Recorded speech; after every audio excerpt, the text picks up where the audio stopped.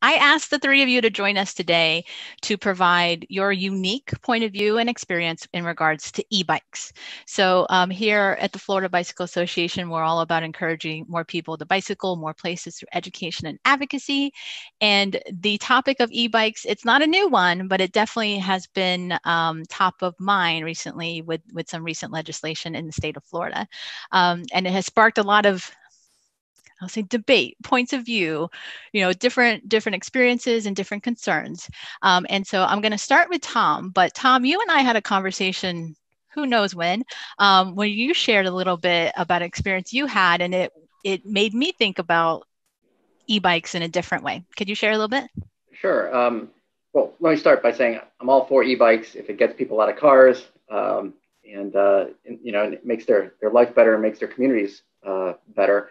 But coming from the mountain biking perspective, I think there's a considerable amount of concern as to what this does to the trails and the way trails are designed and the impact to mountain biking as a whole because of e-bikes. And the situation that Courtney and I were talking about is, so I was pretty active in mountain bike trail construction. And part of the training you get when you design trails and build trails is the concept of filtering, where if you're going to have a series of trails connecting to one another, you make the first one's the easiest. And then if you are heading towards a much more difficult trail, you make the trails more difficult as you go. So as people are experiencing it, they're realizing maybe this is as far as I should go and I should turn around, kind of thing.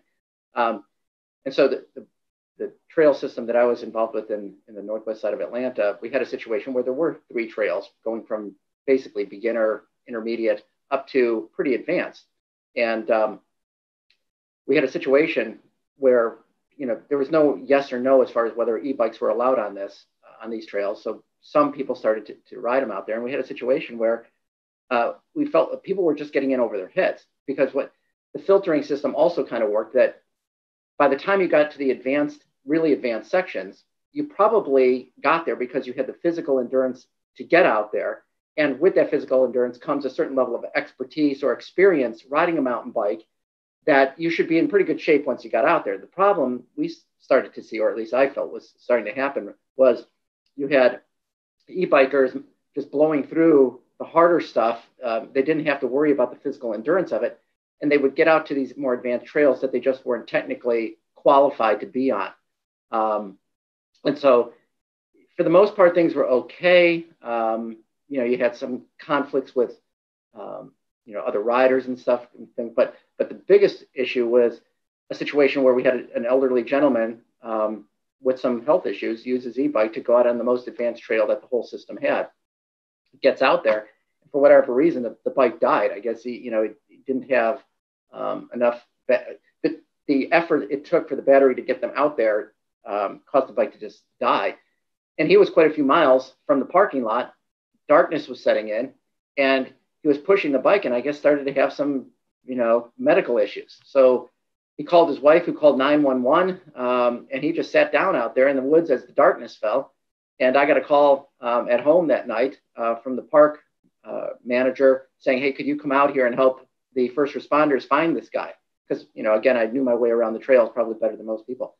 On my way there, got a call that they had, in fact, found him. But this turned into a pretty extensive search for this person, all because he got in over his head because of the e-bike. So that's the main concern I have, is that e-bikes are allowing people to do more than they maybe ever could, and that's good in some situations. But when it comes to mountain biking in particular, I have concerns that e-bikes are going to get people in over their heads into situations that could potentially be dangerous for them and also for the people having to go look for them.